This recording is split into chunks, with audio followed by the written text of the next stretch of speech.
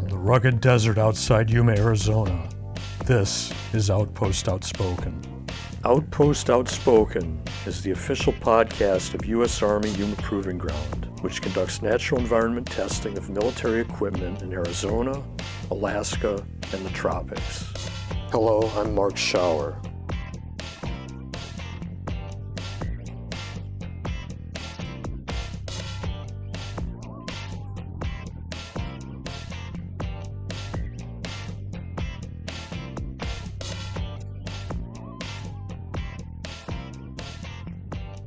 Jake, thanks for being here today.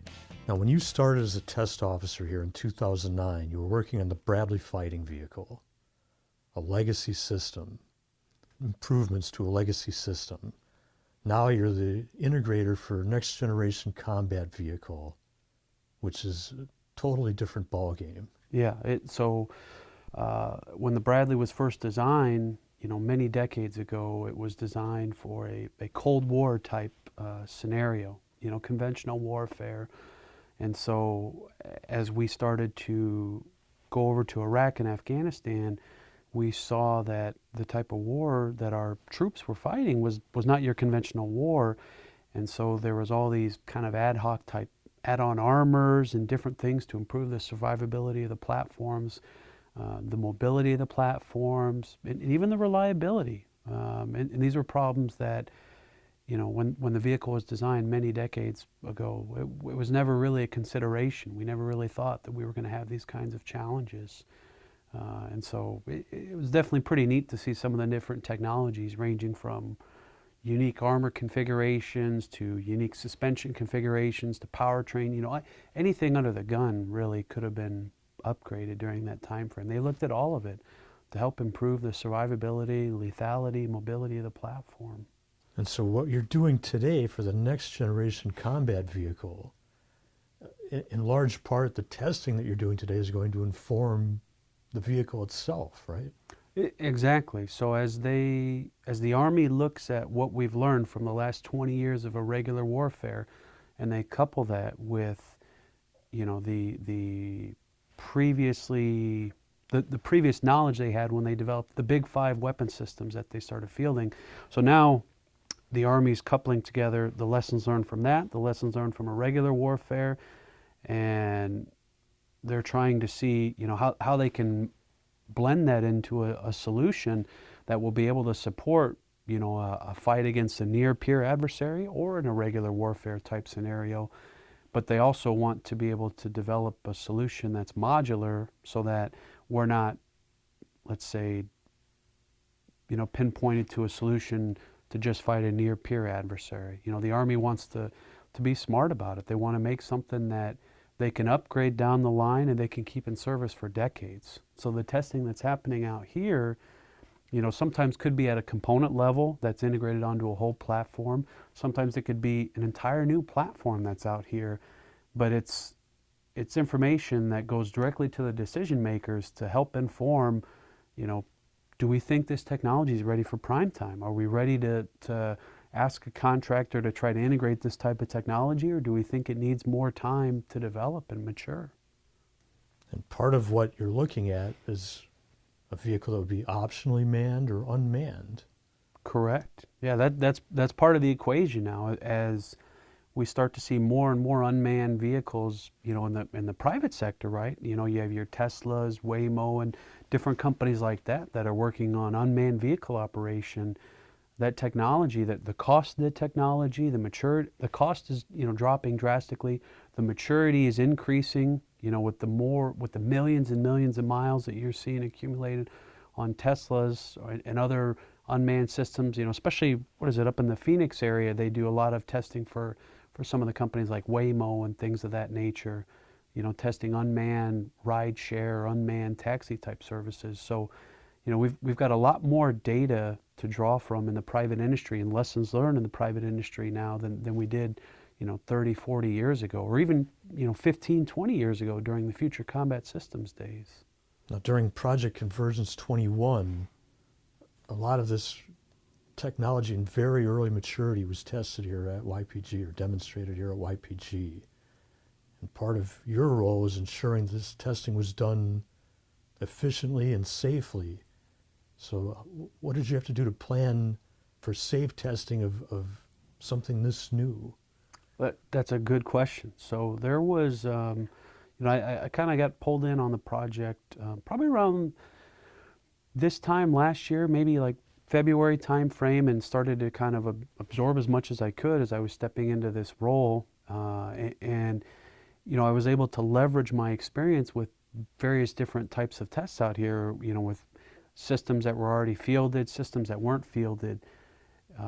So my experience, with the different technology maturity of the systems, my experience with the safety mindset, the safety practices that we employ out here, I was able early on to work with the appropriate stakeholders, within the different test commodity areas to identify major concerns. And so, pretty early on in the planning processes, we were able to go back to the technology sponsors and say, hey, with what you want to do out here in Project Convergence, we need a little bit more information to ensure that we can safely conduct this test event. So there was a lot of pre-planning and advanced coordination, and it really came together actually really well with the amount of novel technology that we had, with the amount of kind of unprecedented type systems that we dealt with. I think we had some awesome teammates, within the ATEC and YPG specific organization, but also the Army as a whole. I mean, I've not seen that much cooperation and collaboration before, to where, almost any of the safety documents that we needed that helped us identify the preliminary risks associated with doing a test event were provided to us in a timely manner. And that was that kind of teamwork, that kind of collaboration across the Army enterprise, to me, that was like a perfect embodiment of why Army Futures Command was stood up. Things that would normally take decades to do, to go through the safety processes and safety tests, we were able to do in a matter of months. And we did it safely. And it's unprecedented, whether it's unmanned mileage accumulation, weapons firing of unfielded systems, being able to safely conduct those types of things without major safety incidents is really unprecedented. But it's a testament to the Army enterprise as a whole, to really think outside the box to solve this problem. It sounds like there's a lot of exciting stuff to come in the years ahead. Yeah, I mean, the stuff that we got to see with Project Convergence, I think, was just the tip of the iceberg. I think there's a lot of neat technology that the Army's working on, and the Department of Defense as a whole. And I think, the YPG customer service mentality, the YPG safety mentality, our flexibility is just going to be an asset to the Army, and it's going to help the Army and the DoD as a whole, start to support these modernization initiatives, because they know they can come down to YPG and we'll provide the support that they need to help ensure their mission's successful. Jacob Obradovich, thanks for being here today. Thanks, Mark. Thanks for having me. Through a quarter century in uniform and nearly 20 years as a civilian at Yuma Proving Ground, Director of Operations Ron Rodriguez has been guided by martial arts for fitness and philosophy. But it was only in recent years that he finally got the opportunity to pursue the way of the sword. Ron, thanks for being here today. Can you tell us about the way of the sword? Sure, Mark. So the way of the sword, which is in Japanese kendo, is a traditional Japanese martial art. It's actually considered probably the most traditional of the Japanese martial arts. And it's descendant from basically the practice of being a samurai and their art, which was kenjutsu. So the difference being that a do is more of a martial art, where something like kenjutsu was actually a actual fighting style. And so as the samurai started getting mild, for lack of a better term, and not wanting to kill each other, they started developing a way to practice without using real swords. And at first they used what we know nowadays as bokken, or wooden swords.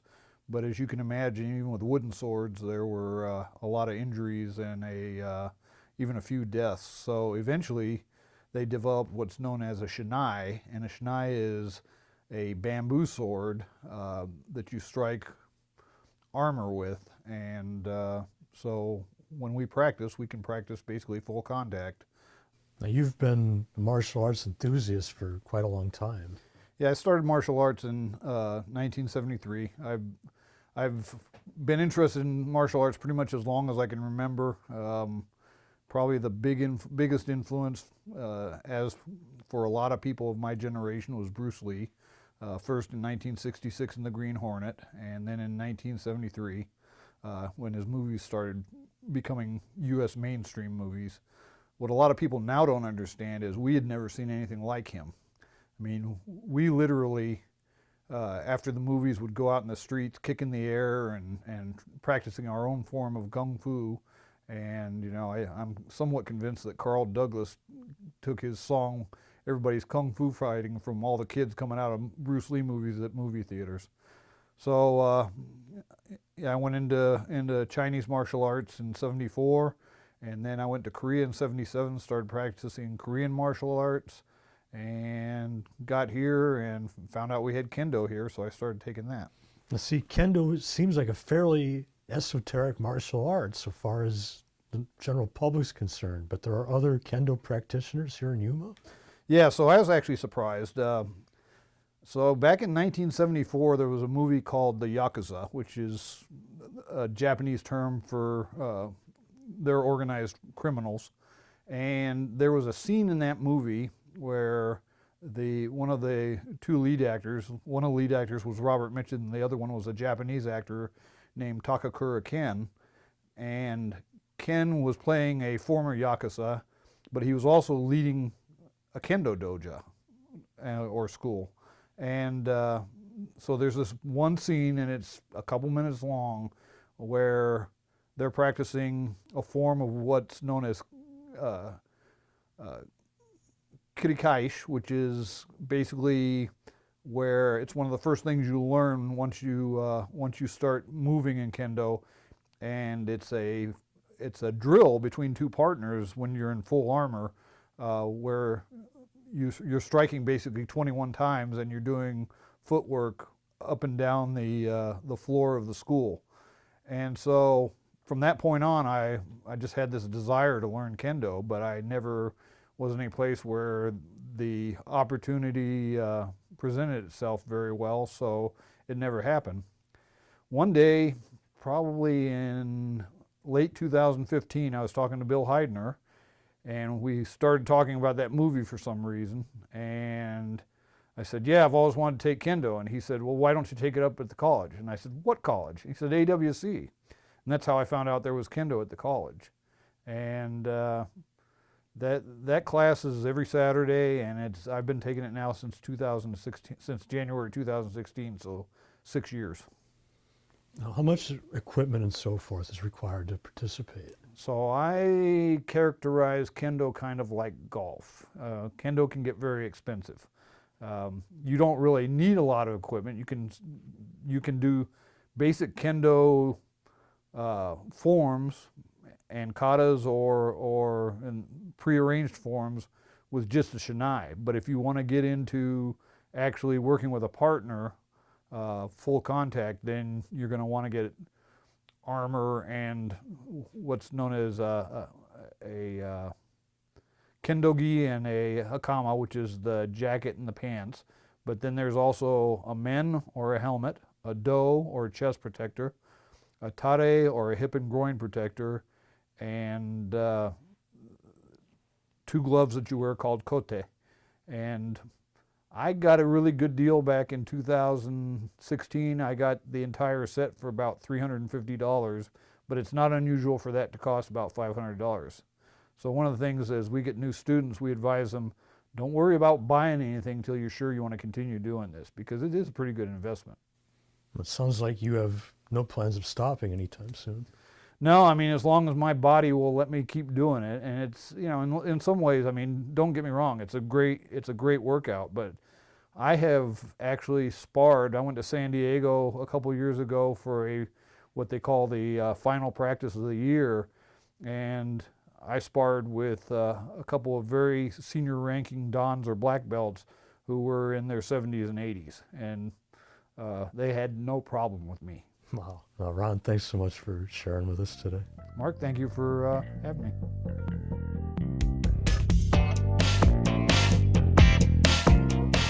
This has been Outpost Outspoken. Thank you again for listening. We'll see you next time from the Army's busiest test center.